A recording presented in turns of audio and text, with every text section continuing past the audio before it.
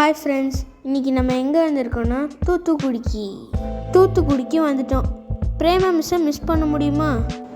நம்ம லேட்டாக வந்ததுனால இந்த ஃபிஷ் ஃப்ரையும் சிக்கன் கிரேவியும் மட்டும்தான் கிடச்சிச்சு.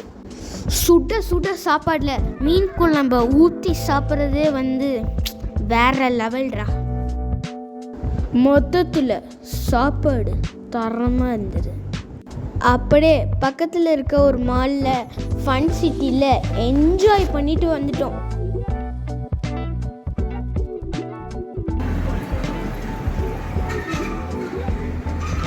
சாப்பிட்டது தானாகவே வெளியே வந்துடும்டா.